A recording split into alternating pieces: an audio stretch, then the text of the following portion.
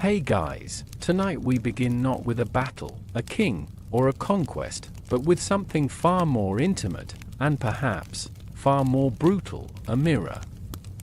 Not the flawless, silvered glass looking glass of our modern world, but a disc of highly polished metal, bronze, steel, or if you were exceptionally wealthy, silver, that offered back a dim, distorted, and often moody version of oneself.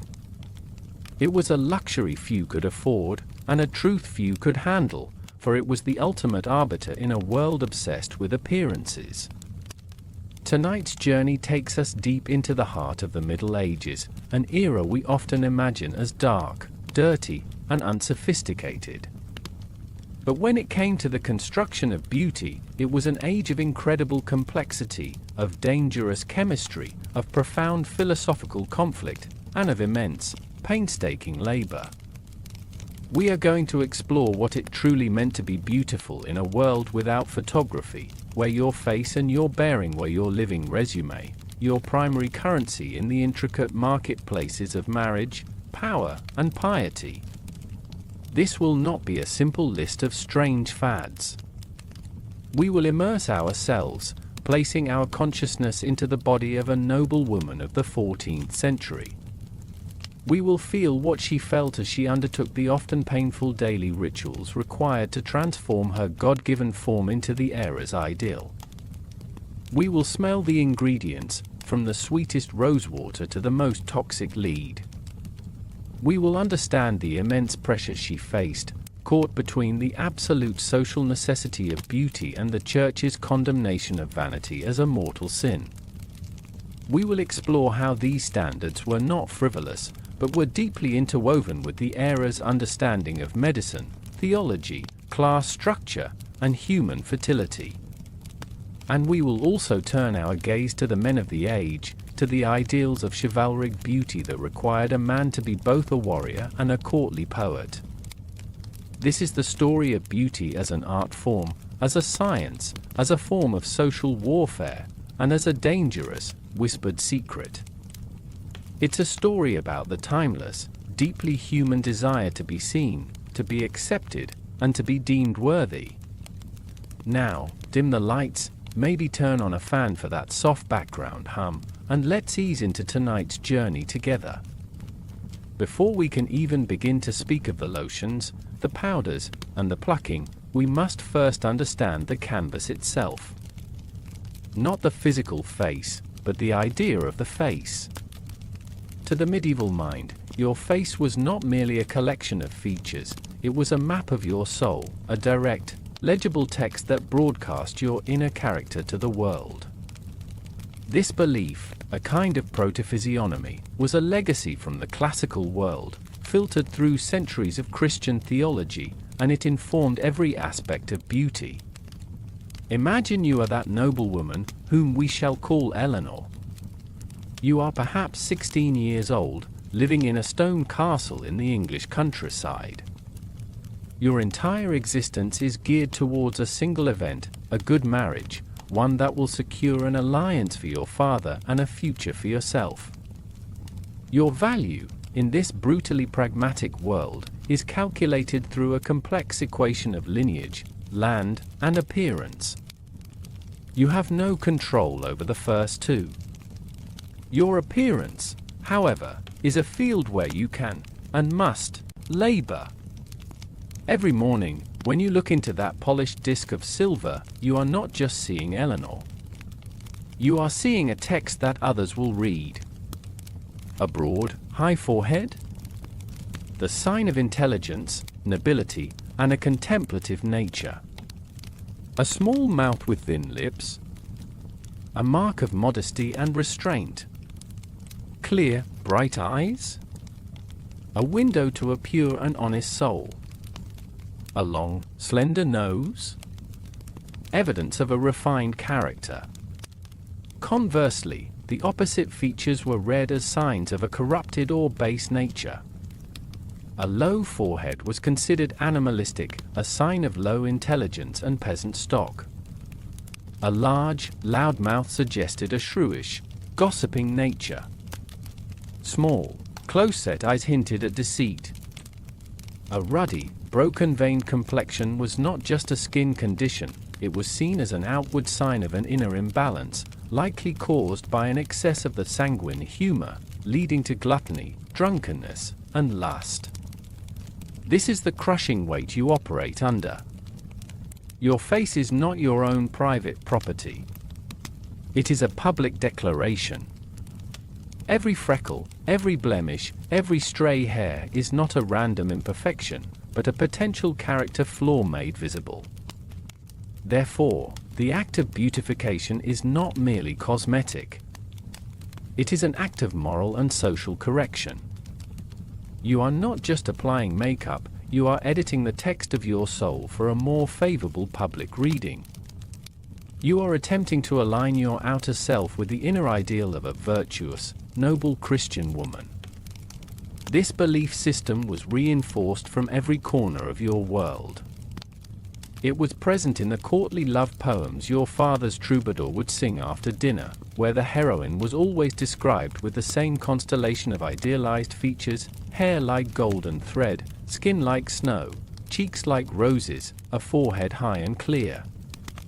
It was present in the art that adorned the chapel walls, where the Virgin Mary, the ultimate feminine ideal, was depicted with an impossibly high, smooth brow, a long, elegant neck, and an expression of serene piety. To look like her was not just to be beautiful, it was to be holy. This conflation of beauty and virtue is the absolute key to understanding the medieval mindset. And it is what made the pursuit of beauty so fraught with anxiety. If you succeeded, you were not just attractive, you were visibly virtuous. If you failed, if your skin was blemished or your forehead low, you were not just plain, you were morally suspect. Furthermore, your appearance was inextricably linked to the concept of health, as understood through the dominant medical theory of the four humors. This ancient Greek theory, championed by physicians like Galen, held that the human body was composed of four essential fluids: blood, phlegm, yellow bile, and black bile. A healthy person had these humors in perfect balance. Sickness, both physical and psychological, was the result of an imbalance. A perfect complexion, pale, smooth, with a delicate rosy flush, was considered the outward manifestation of a perfectly balanced humoral system. It was the picture of health. Therefore, a woman who possessed it was not only beautiful but was also demonstrating her fitness for the most important role of a noble woman, childbearing. A pale, placid beauty signaled a calm, phlegmatic temperament, ideal for a wife, while a ruddy, choleric complexion might signal a dangerously passionate and argumentative nature. So, as you, Eleanor, begin your daily rituals, you are not simply engaging in a flight of fancy. You are a scholar studying the text of your own face, a physician attempting to balance your own humors, and a theologian striving to present an image of piety. It is a task of immense weight, performed in the quiet of your chamber, with the cold, unforgiving judgment of the polished silver mirror as your only guide. The stakes could not be higher. They are, in no uncertain terms, the value of your very soul and your future on this earth. Let us begin where you would begin. With the most important, the most defining feature of medieval female beauty, the forehead. To the modern eye, the obsession with the forehead during this period is perhaps the most alien of all their standards. We might focus on eyes, lips, or cheekbones, but for you, Eleanor, the vast, smooth, domed expanse of your upper face is the primary canvas upon which your nobility is painted. The ideal, as depicted in countless paintings by masters like Jan van Eyck or Rogie van der Weyden, was a forehead that was not just high, but impossibly so. It was to be the very pinnacle of the face, a great, pale dome that suggested a mind filled with lofty, contemplative, and intelligent thoughts. It was the architectural opposite of the low brow of a beast of the field, or the unthinking peasant who toiled in it. To achieve this look, nature was rarely sufficient. Artifice and pain was required. Your lady-in-waiting, a trusted servant named Isabel, approaches with the tools for the morning's first, and most arduous, task.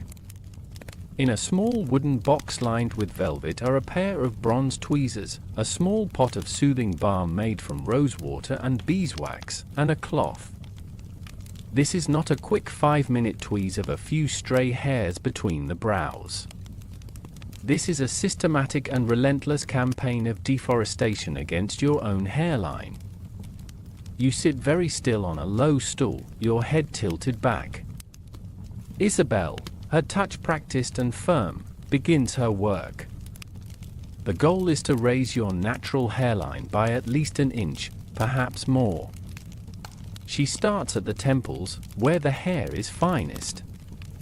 With a quick, sharp movement, she plucks a single hair. A tiny, hot sting of pain radiates from the spot. You do not flinch. You have been doing this since you were a girl of 12, training yourself for the stoicism required of a noble lady.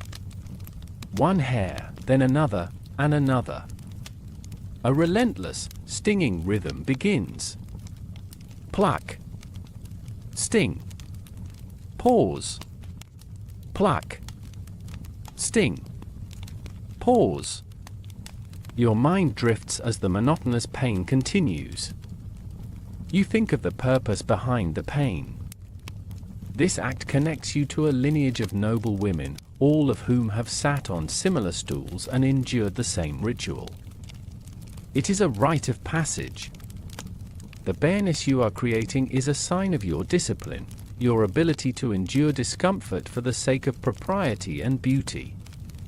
It separates you from the common woman, whose hairline is left as God made it, a marker of her uncultivated, natural state. The plucking continues across the top of your forehead. Isabel is an artist in her own way. She is not merely removing hair, she is sculpting a new contour, creating a perfect, high arch. The process is agonizingly slow.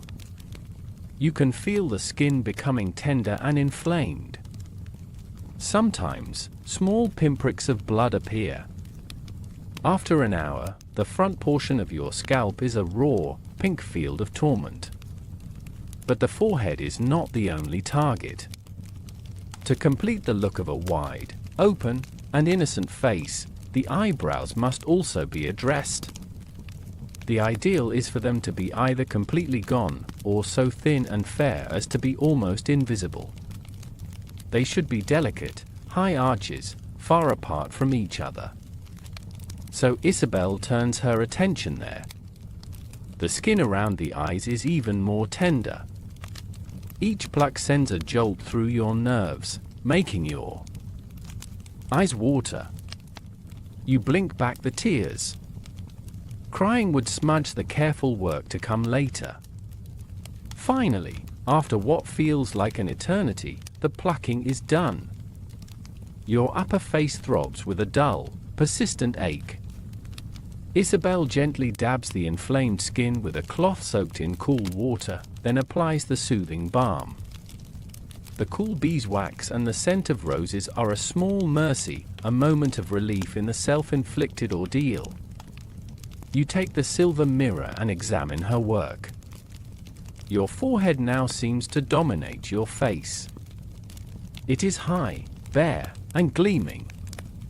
Your eyes, without the frame of your eyebrows, look larger, more wide-set, possessing a strange, startled innocence. It is the face of the poets, the face of the painted saints. It is not the face you were born with, but it is the face you must wear. This painful ritual highlights a central paradox of medieval beauty. The desired look was one of natural, effortless grace and nobility. Yet, achieving this natural look required intensely artificial, painful, and laborious methods. Your high forehead was meant to look like a gift from God, a sign of your innate superiority. But you and Isabel, in the privacy of your chamber, know the truth. It is a construction, built hair by painful hair, a testament to the fact that in your world, even the most natural attributes of the nobility are, in fact, meticulously and painfully manufactured. It is a secret shared between women, a silent conspiracy of artifice that underpins the entire social order. With the painful architecture of the forehead complete, the focus shifts upwards to what remains of your hair, the crowning glory that frames the carefully constructed canvas of your face. Here, too, an exacting and unforgiving standard applies. While some variation was tolerated, the ultimate ideal, disseminated through art, literature, and religious iconography, was overwhelmingly, unequivocally, gold.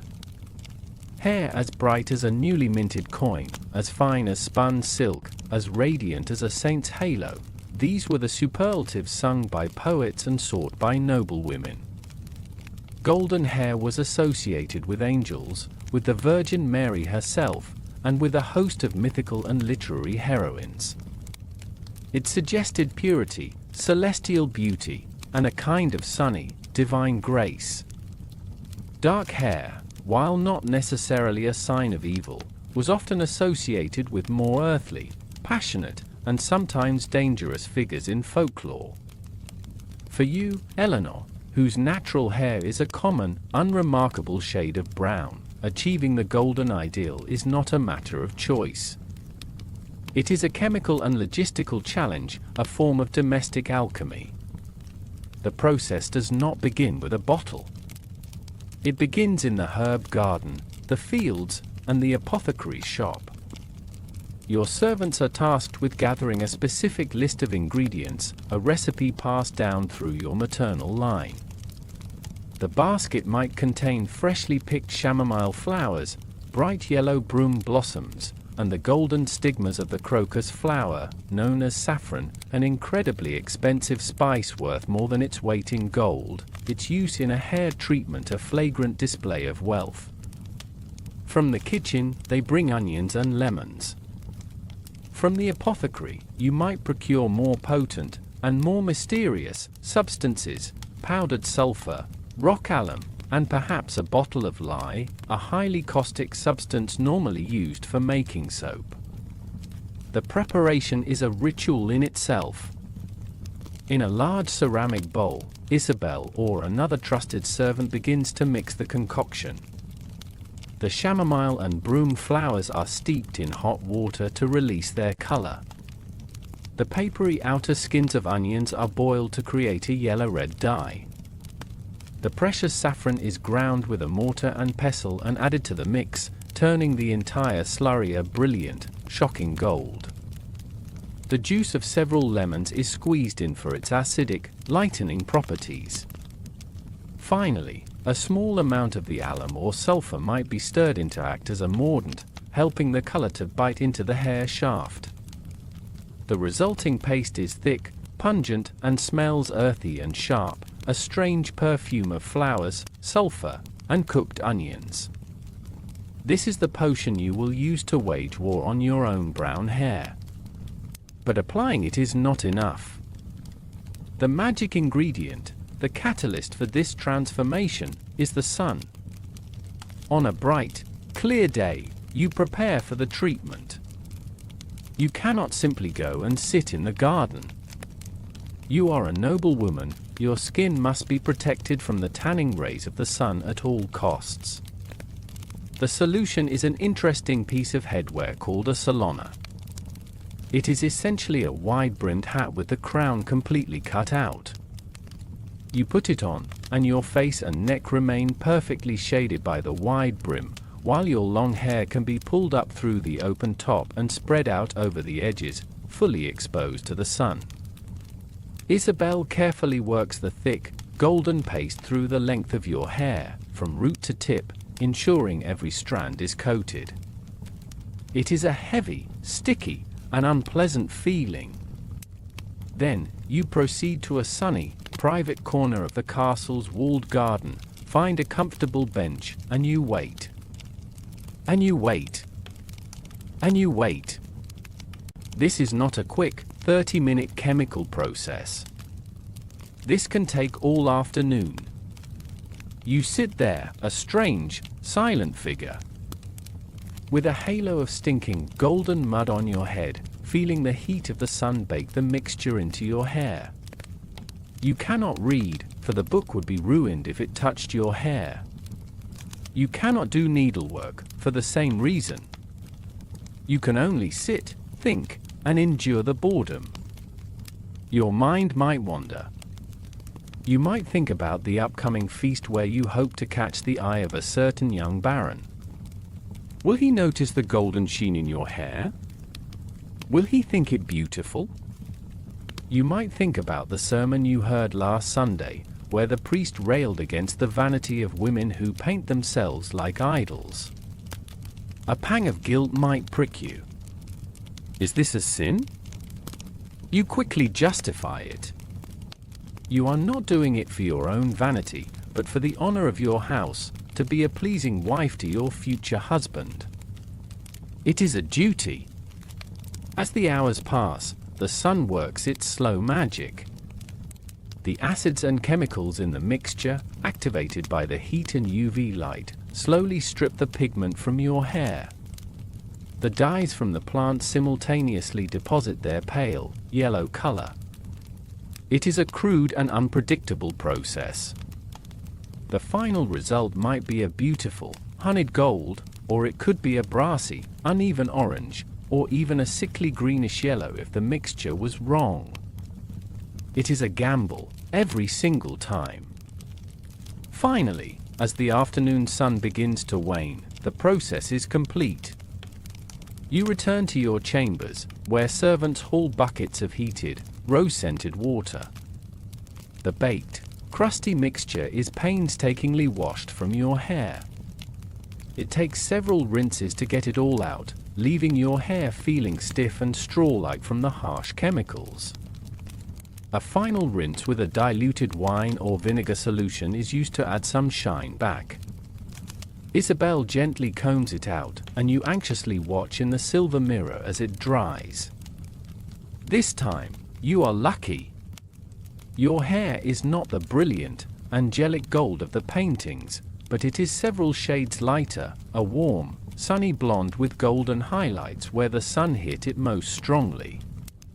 It will do. It is a marked improvement. It is a step closer to the ideal. You have, through patience, chemistry, and sheer boredom, alchemized your appearance once more, turning the base metal of your natural hair into something closer to gold. With your forehead properly architected and your hair transformed into a semblance of spun gold, the next and perhaps most perilous stage of your daily ritual begins, the creation of a perfect complexion. In the social and medical theater of the Middle Ages, nothing spoke more eloquently of class, health, and virtue than the quality of a woman's skin. The ideal was absolute and unforgiving. Your skin was to be as white, smooth, and flawless as a polished slab of alabaster, with only the faintest, most delicate flush of pink on the cheeks. This ideal was born from a confluence of powerful ideas. Theologically, whiteness was equated with purity and holiness, the untarnished state of the Virgin Mary.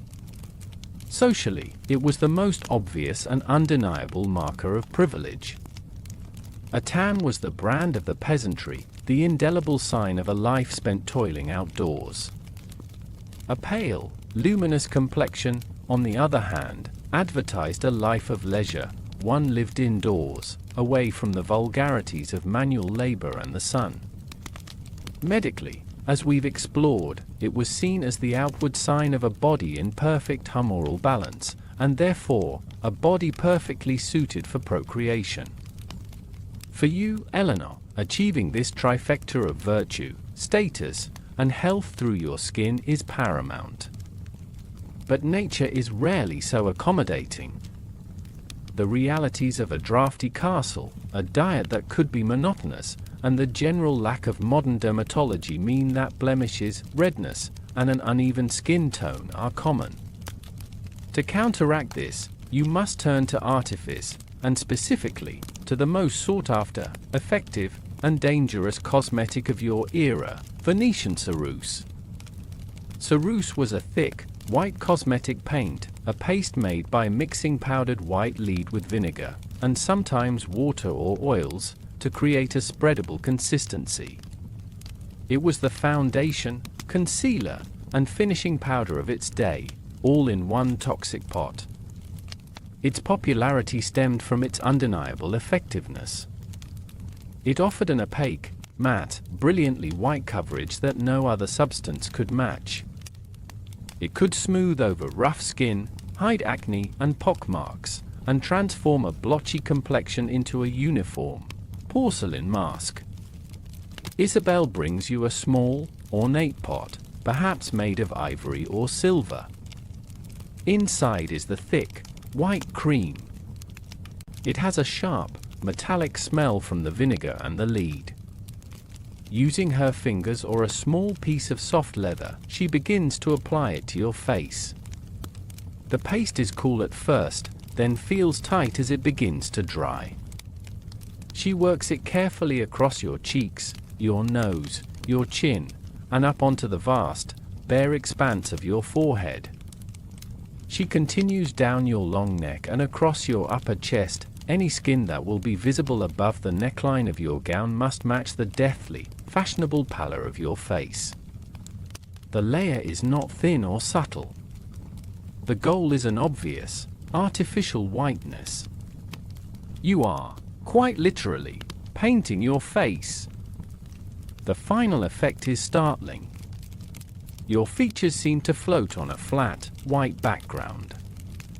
Your eyes, now free of their brows, appear darker and more prominent. Your hair seems even more golden in contrast to the stark white of your skin. You are no longer just a girl, you are a work of art, a living effigy of the aristocratic ideal. But you are also, quite literally, poisoning yourself. Lead is a potent neurotoxin. With each application, a small amount is absorbed through your skin and into your bloodstream. The long-term effects are devastating, a fact that was not entirely unknown even in your own time. Physicians and moralists wrote about the dangers, describing how prolonged use of ceruse would lead to a host of horrifying ailments. At first, the cosmetic would damage the skin it was meant to beautify. The lead would dry out the skin, causing wrinkles, discoloration, and a form of dermatitis that could only be hidden by applying an even thicker layer of the ceruse itself, a vicious, self-perpetuating cycle. But the internal damage was far worse. Chronic lead poisoning would manifest as severe abdominal pain, constipation, and muscle weakness. It would cause neurological damage, leading to tremors, memory loss, and irritability. It famously caused a black line to form along the gums and would make teeth rot and fall out, leading to a foul, decaying stench in the breath that no amount of chewed cloves could mask. In the most severe cases, it could lead to paralysis, madness, and death. You, Eleanor, may have heard whispers of these dangers. You may have seen an older lady at court whose skin had a grey, lifeless quality, whose smile was a black gap of missing teeth. But the social pressure to conform is far more immediate and powerful than the long-term, abstract threat of illness. The fear of not securing a good husband, of being seen as common or unhealthy, is a more potent poison to your 16-year-old mind than the lead in the pot. You rationalize it. You tell yourself that you are young and strong, that you will only use it for important occasions, that the recipes used by your family are surely safer than others. To complete the illusion of health, because the pure white of the lead could make you look corpse-like, a touch of color was needed. But only a touch. A robust, healthy blush was for milkmaids. Yours must be a faint, virginal flush. This was achieved with a rouge made from natural pigments. A piece of sandalwood or alkanet root could be rubbed against the skin, leaving a reddish stain. Crushed poppy or cornflower petals, mixed with a little water or fat, could also be used. Isabel applies a tiny dab of this red paste high on your cheekbones, blending it carefully until it is just a whisper of color. A similar tint might be applied to your lips, giving them a healthy, rosebud hue. The transformation is complete. You gaze into the polished silver, at the white, remote, doll-like face staring back at you. It is beautiful, by the standards of your world. It is a mask of nobility, purity, and wealth. But beneath the mask, a slow, insidious poison is at work, a dark secret that belies the luminous surface, a perfect metaphor for the often fatal demands of beauty itself. Once the face has been meticulously constructed into a mask of aristocratic piety, your attention, and that of your servants, turns to the body. The ideals for the female form in the High Middle Ages were as specific and demanding as those for the face, and they were shaped by a similar blend of theological ideas, social signaling, and biological imperatives. The goal was to create a silhouette that was at once graceful, fertile, and demure. You stand in the center of your chamber, clad only in a simple, long linen chemise, the foundational garment of your wardrobe. The room is chilly, and you shiver slightly as Isabel and another young serving girl bring forth the main garment of the day, the kirtle. This is not a complex confection of hoops and bustles, but a long, form-fitting gown, typically made of fine wool dyed in a rich color, perhaps a deep blue or a rich crimson. For today's important occasion, it is a luxurious velvet. There is no corset as a later era would know it. The aggressive, wasp-waisted figure of the Victorian age was not the medieval ideal. The shaping of your body is achieved through the masterful cut of the garment itself and, most importantly, through the posture you have been trained to adopt since childhood. The kirtle is snug through the torso and arms, designed to show off the slenderness of your upper body. As you slip it on, the serving girls pull the long laces at the back or sides, tightening it until it conforms perfectly to your shape. The neckline is wide and low, designed to display your long, elegant neck and the smooth, lead-whitened skin of your upper chest. The sleeves are long and tight, ending in a point that extends over your knuckles, a feature that makes your hands look smaller and more delicate, while also making any form of manual labor utterly impractical, a key social signal. From the waist down, the gown flares out dramatically, falling in heavy, rich folds to the floor, pooling around your feet. There is a tremendous amount of fabric in the skirt, another ostentatious display of wealth. The belt is not worn at your natural waist. Instead, it is a long, ornate band of embroidered fabric or linked metal plaques, slung low around your hips, emphasizing the length of your torso. Now comes the crucial element, your posture. You have been taught to stand in what art historians call the Gothic slouch or test curve. You push your hips forward, allowing your abdomen to swell out gently, while simultaneously drawing your shoulders back and letting your head tilt slightly forward. This posture creates a graceful, serpentine line through the body. It also has the very deliberate effect of making your stomach appear rounded and prominent. To the modern eye, this silhouette is often mistaken for a depiction of pregnancy. While it certainly didn't hurt to look fertile, the goal wasn't necessarily to look pregnant, but to emphasize the womb as the center of female existence. In a world obsessed with lineage and heirs, a woman's reproductive capacity was her primary value to her family and her husband. This posture, which thrusts the abdomen forward, is a constant, subtle celebration of that potential.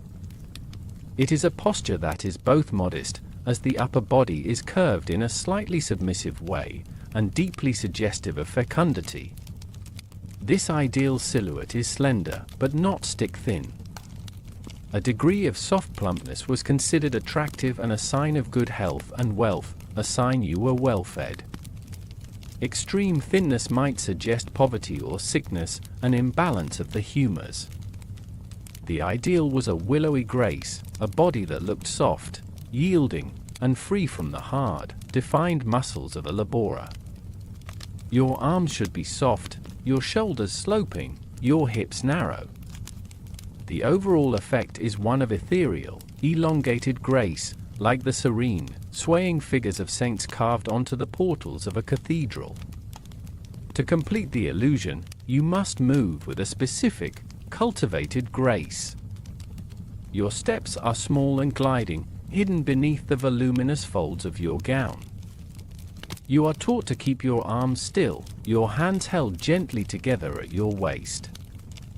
All your movements are controlled, serene, and deliberate. You are a living sculpture, your body a testament to the same aesthetic principles that governed the architecture and art of your time, elongated, graceful, and pointing towards a heavenly ideal, while remaining firmly and fruitfully planted on the earth. This physical discipline is as much a part of your attire as the velvet gown itself. It is the invisible armature upon which the entire edifice of your beauty is built. In our journey to construct you, Our Lady Eleanor, we have focused on sight, the appearance of your skin, the shape of your body. But in the close, often crowded, confines of medieval life, another sense was equally, if not more, important, the sense of smell. The olfactory world of the Middle Ages was far more potent and immediate than our own sanitized, deodorized existence. It was a world of powerful, ever-present odors, the wood smoke that clung to every textile, the sour smell of unwashed bodies in a crowd, the rot of waste in the streets, the earthy scent of livestock, the cloying sweetness of incense in the church.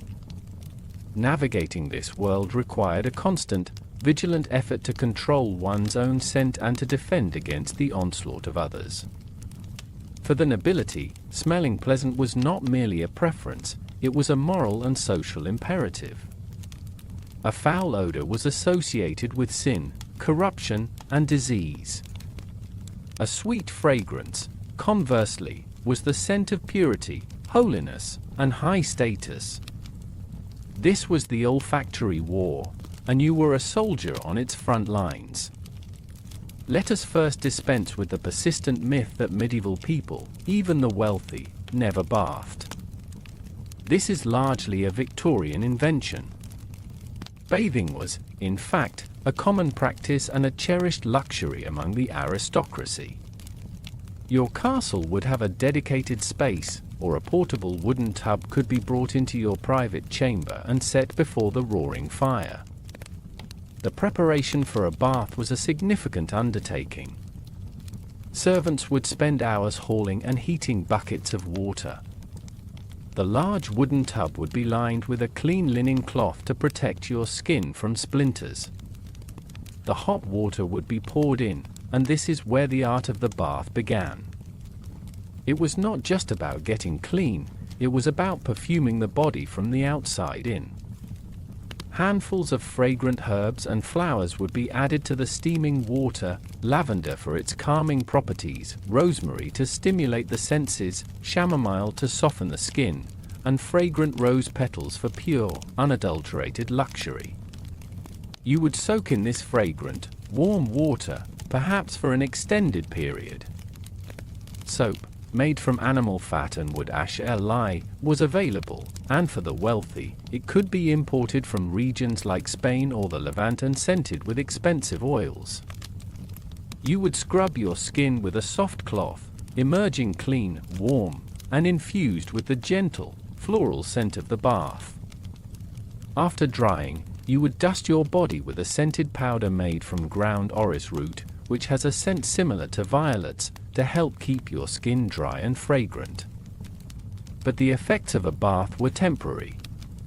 In a world without antiperspirants, and in a castle that could be stuffy and close, other measures were needed for daily.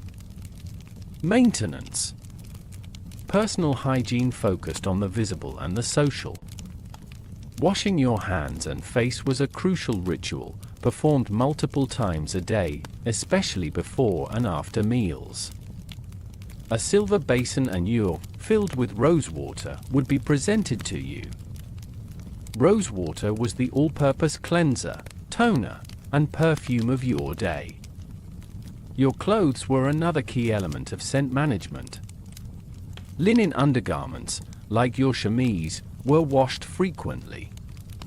Your outer garments of wool and velvet were harder to clean, but they were aired out regularly and stored in wooden chests with sachets of dried lavender, cedar wood, and other herbs to repel moths and impart a pleasant scent. Dental hygiene was also part of this war on unpleasant odors.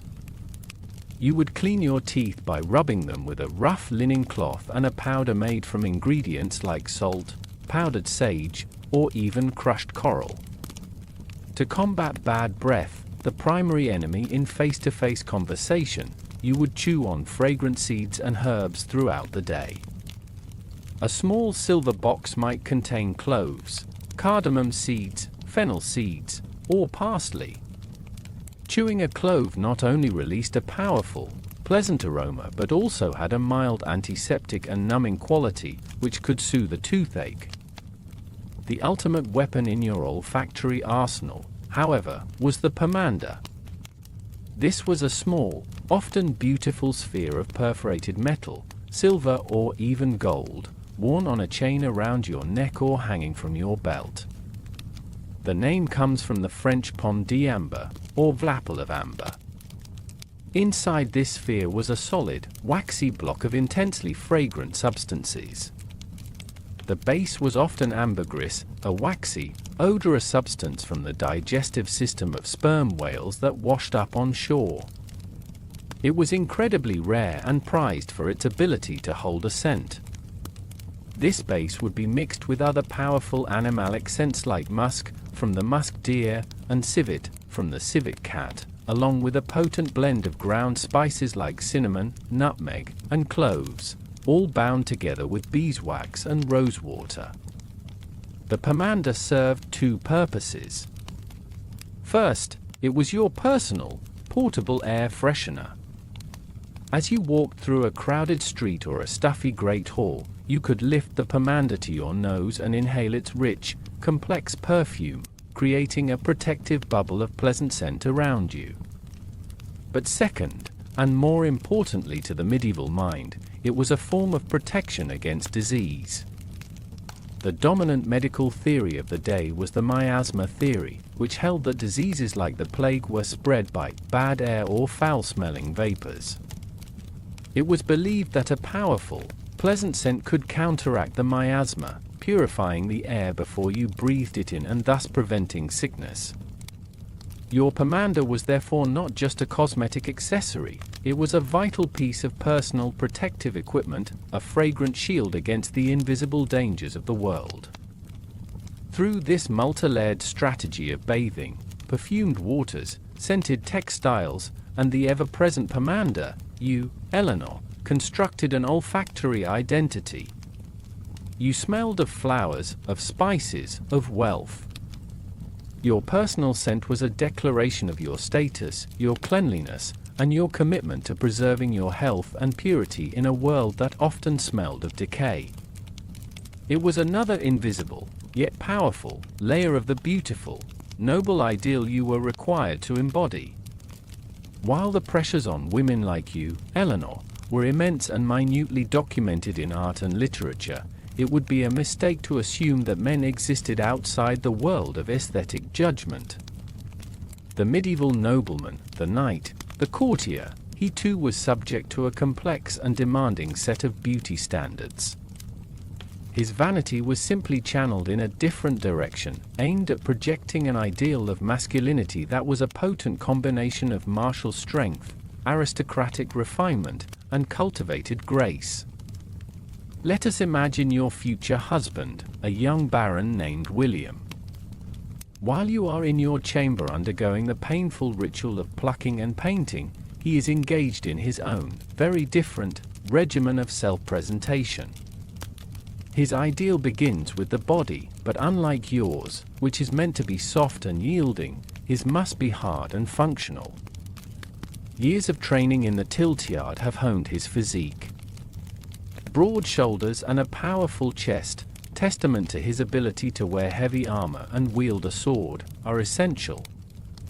A flat stomach is prized, not for reasons of slimness, but because a paunch would suggest gluttony and sloth, vices unbecoming of a warrior. However, the most fetishized part of the male body in this period is, surprisingly, the legs. The fashion of the day for men of his class consists of a short, fitted tunic or doublet worn over brightly colored hose that cling to the legs like a second skin. This fashion puts the entire shape of the male leg on prominent display. Well-muscled calves and strong thighs were considered intensely attractive. They were the visible proof of a man's skill as a horseman, a lifeblood of the knightly class. A man with good legs was a man of action and power. William spends hours on horseback, not just for training, but to maintain this crucial aspect of his appearance. Grooming was equally important. While you strive to remove your hair, he cultivates his.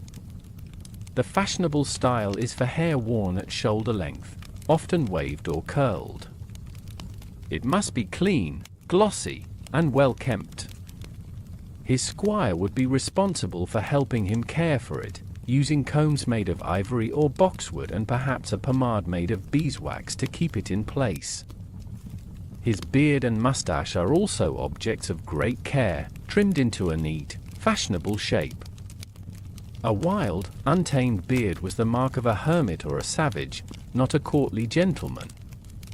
Cleanliness was as much a sign of a gentleman as it was of a lady. William would also bathe regularly, his water scented with more masculine herbs like rosemary and bay leaf. He would be meticulous about the cleanliness of his hands and fingernails. He would use a breath freshener of chewed cloves before engaging in close conversation. He might not wear the obvious white paint of ceruse, but he would be concerned with his complexion, using soothing balms to prevent his skin from becoming chapped and rough from exposure to the wind and sun during hunts. And then there is the clothing.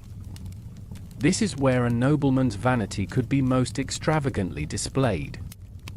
The sumptuary laws of the time, rules that dictated who could wear what materials and colors, meant that clothing was a direct and legally enforced expression of social rank. As a baron, William is entitled to wear the richest and most expensive fabrics. His wardrobe is a riot of color and texture. Doublets of deep crimson velvet, tunics of silk from the east, cloaks lined with expensive furs like ermine or sable. His hose might be party-colored, with each leg a different, vibrant color, a visually arresting style that further draws attention to his prized legs. The tailoring of his garments is designed to flatter his physique, emphasizing his broad shoulders and nipping in at the waist. His shoes are long and pointed, a style called cracos or poulaines, their extravagant length so impractical that it serves as another symbol of his leisured, non-laboring status. He accessorized with a heavy gold chain around his neck, a signet ring on his finger, and an ornate, jewel-encrusted belt from which hangs a decorated dagger. Every element of his attire is chosen to construct an image of power, wealth, and sophisticated taste. So, when you and William finally meet at the feast, you are two carefully constructed works of art, each embodying the gendered ideals of your time. You are the pale, ethereal, and fertile vessel of lineage. He is the strong, vibrant, and powerful protector and provider. Your beauty is passive and receptive, his is active and assertive. Your vanity is a whispered secret in your chamber, his is a bold, public proclamation of his worth. You are both trapped, in your own ways, by the exacting demands of the mirror on the wall, each of you performing a role in the great, silent theater of medieval appearance. To truly comprehend the weight and meaning of the aristocratic beauty standards you so painstakingly uphold, Eleanor, we must for a moment leave the cold stone walls of your castle and journey down to the world of the common folk. Let us consider the reflection of a different woman, a peasant girl of your same age, 16, whose name might be Meg. Meg does not own a silver mirror. Her reflection is something she catches fleetingly in the surface of a still pond or the water in a wooden bucket. It is not a subject for long, contemplative study. It is a momentary, practical check to see if her face is smudged with dirt. Her life is governed not by the rhythms of the court, but by the rhythms of the sun and seasons. She wakes before dawn and her day is filled with hard, physical labor. She milks the cows, churns the butter, works in the fields planting or harvesting, gathers firewood, hauls water, and tends to the cooking fire. Her body is not a canvas for artifice, it is a tool for survival. Let us compare her beauty to yours, point by point, and in doing so, reveal how your ideal is constructed entirely in opposition to her reality. Your most prized possession is your pale, white skin, protected at all costs. Meg's skin is the opposite. It is tanned and weathered by the sun and wind. Her face and arms are a light brown for most of the year, a color that would horrify you and your peers. To you, it is the brand of servitude. To her, it is simply the color of life lived outdoors. She has freckles scattered across her nose and cheeks. She would have no concept of wanting to bleach them away, they are as much a part of her as her own hands. You spend hours painfully creating a high, noble forehead. Meg's hairline is where nature put it. Her hair, likely a simple brown or black, is strong and thick. She has no access to expensive saffron or imported lemons to lighten it. Her concern with her hair is not its color, but its practicality. It is almost always covered by a simple linen coif or cap to keep it out of her eyes and free from dirt and lice while she works. On a festival day, she might braid it and weave in a few wildflowers, a simple, fleeting moment of adornment. Your hands are small, soft, and pale, your nails manicured. Meg's hands are strong, capable, and calloused. Her fingernails are short and often rimmed with dirt from the fields. They are the hands of a worker, and they tell the story of her daily existence. A nobleman might admire your delicate hands for their beauty, he would value Meg's hands for their ability to work. Your body is cultivated to be a slender, graceful S-curve. Meg's body is shaped by its function. Her shoulders are strong from lifting, her arms are muscular from churning. She is likely lean from a sparse diet and hard labor, but her body possesses a robust, physical strength that yours lacks entirely. She stands and walks with an economy of motion born of a need to conserve energy for a long day's work, not the gliding, performative grace of the court. Her scent is not of rosewater and ambergris. It is the scent of the earth, of sweat, of wood smoke, of the livestock she tends. It is the smell of labor. While you wage a constant war against such odors, for her, they are simply the smell of her world. Does this mean Meg is considered ugly? Not necessarily. Within her own community, the standards are different. A beautiful peasant girl would be one who looks strong, healthy, and capable. Rosy cheeks, from health, not makeup, strong teeth, wide hips for childbearing, and a tireless work ethic would be the most attractive qualities. Her beauty is tied to her utility and her ability to contribute to the survival of her family and community. Her existence is the baseline against which your entire aesthetic is defined. Every painful, expensive, and time-consuming ritual you perform, the plucking, the poisoning with lead, the bleaching, the cultivation of impractical posture, is an act of deliberate, declarative separation from Meg and her world. Your beauty is a carefully constructed negation of her reality. You are beautiful because you do not look like you work. She is the dark, earthy soil from which the pale, delicate, and ultimately artificial flower of your aristocratic beauty must spring. Without her, and the visible markers of her toil, your leisure-class aesthetic would have no meaning.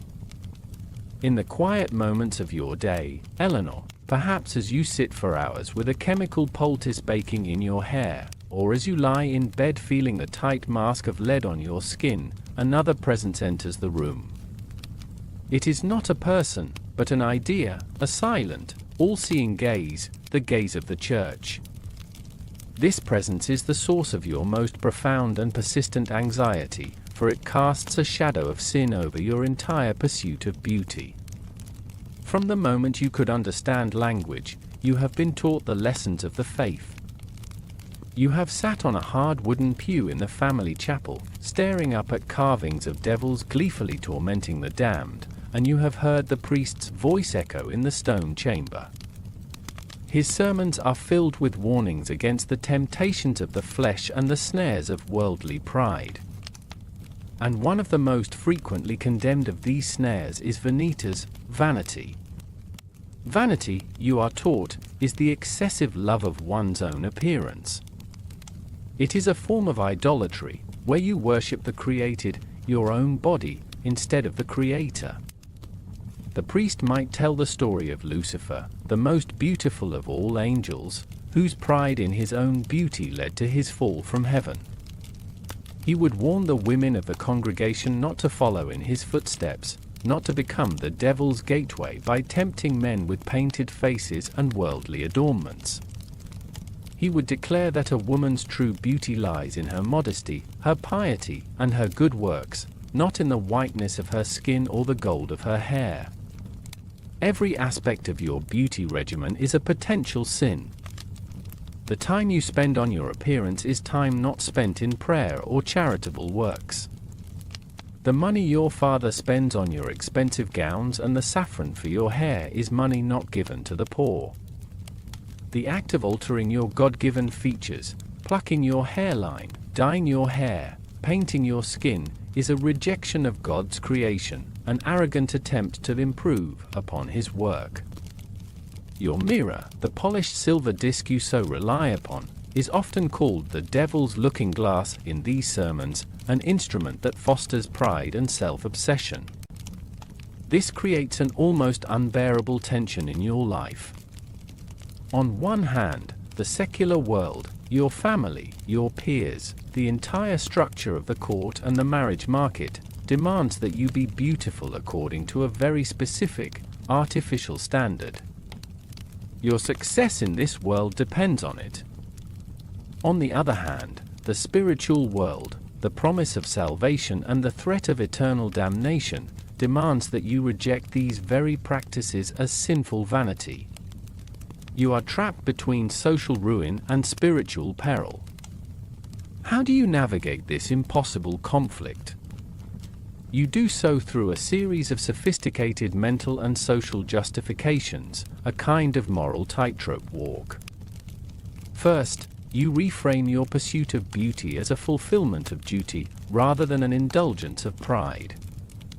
You tell yourself, and would tell your confessor, that you do not undertake these painful rituals for your own vain pleasure. You do it to bring honor to your family. You do it to be a pleasing and dutiful wife to the husband your father has chosen for you, as the Bible commands. By making your beauty an instrument of filial and marital duty, you attempt to leach the sin of pride out of it. It becomes a selfless act, not a selfish one. Second, you participate in the subtle fiction that many of your cosmetics are not cosmetics at all, but medicines. This is a crucial loophole. While vanity is a sin, caring for one's health is a virtue. Therefore, the pot of white lead is not makeup, it is a salve to treat skin blemishes and protect the face from the elements. The herbal concoctions for your hair are not dyes, they are tonics to strengthen it and keep it healthy. This medicalization of beauty allows you to acquire and use these products without having to admit, even to yourself, that you are engaging in the condemned practice of painting your face. You are merely tending to your health, as any responsible person would.